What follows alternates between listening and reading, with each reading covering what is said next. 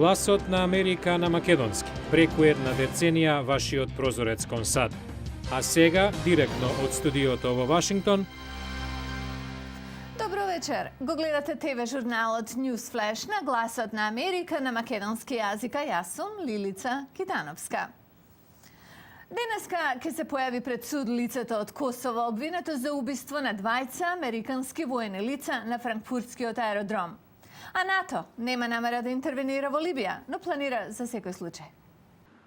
Шефот на НАТО Андерс Фог Расмусен денеска кажа дека алијансата нема намера да интервенира во Либија, но дека планира за секоја евентуалност. Тој ова го изјави откако Арапската лига отфрли секаква директна надворешна воена интервенција и високи американски представници сигнализираа зголемена внимателност за таква акција. Главниот обвинител на Меѓународниот кривичен суд вели дека започнува истрага против либискиот лидер Муамер Гадафи, неговите клучни соработници и некои од неговите синови.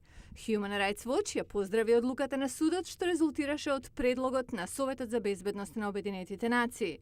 А за кризата во Либија реагираше и шефот за надворешна политика на Европската унија, Кетрин Аштон, која рече дека министрите за надворешни работи на блокот ќе се соберат во Брисел на средба за Либија, што ќе започне на 10 март. Германските федерални обвинители велат дека веруваат од и фаталното застрелување на двајца припадници на авијацијата на САД на франкфуртскиот аеродром било мотивирано од исламски екстремизам. Осомничениот 21 годишен Ариф Ука од Косово отворил оган на автобус што ги превезувал членовите на американските воздухопловни сили на аеродром. Тој денеска се појавува пред суд во Германија. Американскиот председател Барак Обама вчера се обрати по повод случајот, велејќи дека е изненаден и вознемирен од нападот. Германската канцеларка Ангела Меркел изразила жалење за жртвите на нивните семејства, велејќи дека владата ќе стори се да открие што се случило.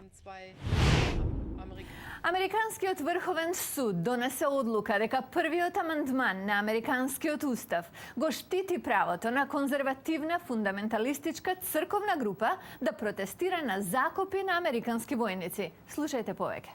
Првиот амандман ја заштитува меѓу другото слободата на говорот, слободата на религијата и слободата на мирно собирање.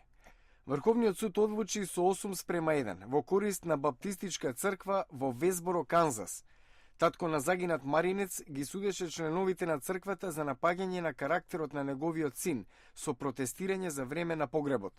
Членовите на црквата демонстрираа на армиски погреби за да го изразат своето гледиште дека загинатите американски војници во Авганистан и Ирак се Божја казна за толеранцијата на државата за хомосексуалност. Нивните протести згрозуваат многумина, но како што стои во мислењето изразено од судот, говорот е моќен. Може да ги натера луѓето на акција, да ги расплаче од радост и од тага, и како што стори овде, да предизвика голема болка. Ние не можеме да реагираме на таа болка со тоа што ќе го казниме говорникот. Судот одлучил така зашто протестите се однесувале на јавни прашања, хомосексуалци во армијата, војната во Ирак, а тие се заштитени с уставот. Главниот судија Џон Робертс, потпишан на мислењето, вели: ние не ја задушуваме јавната дебата. Единствено, судијата Семуел Алито беше против, кој смета дека определбата за слободна и отворена дебата не е дозвола за гнасни вербални напади, како што се случи овде. Ова одлука може да има големо влијание на идни случаи и сигурно е големо разочарување на семејството на Метју Снајдер, убиен во Ирак, а на чиј погреб се појавија демонстранти, кои сега има дозвола да продолжат со нивните активности. Среќен брак или трајна добра врска долго се врзува за долговечност и подобро здравје. Научниците велат дека тоа делумно се должи на фактот што поздрави луѓе имаат повеќе веројатност да стапат во брак и да останат во него, но делумно и заради здравствени бенефиции, физички и ментални, што ги дава долгорочна врска на луѓе што се сакаат. Една европска студија објавена порано годинава покажа дека стапката на морталитет кај луѓе во брак е за 10 до 15% пониска отколку кај поединци кои не се во брак. Во следниот прилог истражуваме повеќе од причините за здравјето во брак. Секоја година председателот на Бруклин Марти Марковиц поканува десетици жители на 70, 80 и 90 години на забава во овој кантри клуб. Единствената квалификација е да се во брак најмалку 50 години. Двојките, што годинава ги имаше 400, го славеа својот брак со здравици и танци. Џо и Џорџа Марк се сретнале едно попладне во 1943 во кинески ресторан. And we danced for the whole thing. I didn't eat the Chinese food. Танцувавме цело време. Заборавивме да јадеме. Плативме за храната што не ја изедовме. This July, Овој јули ќе бидат 67 години во брак. years we're married. Ја сакаме владата. And we like to Планираме go, we plan однапред. ahead. Сега имаат 88 и 85 години. Одгледале 2 ќерки и помагаат во одгледувањето на 2 внуци. Имале сервис за перење облека и Џо преживел рак и срцев удар. Џорџа Марк вели дека не умрел зашто таа не дозволила да умре. И може да е во право. Студии нашле дека луѓето во брак имаат подобро физичко и ментално здравје од самците.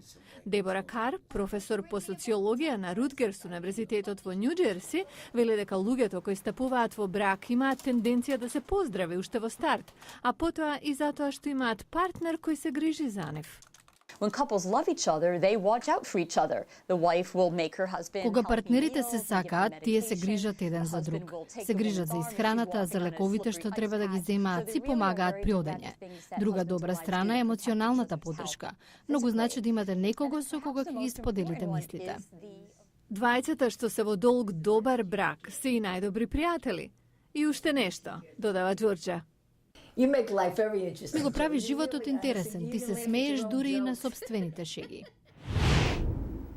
Дали би сакале со вашиот лекар да комуницирате како со вашите пријатели на Facebook? Тоа е еднината, се чини, која е веќе тука. Утре ќе ви кажеме повеќе.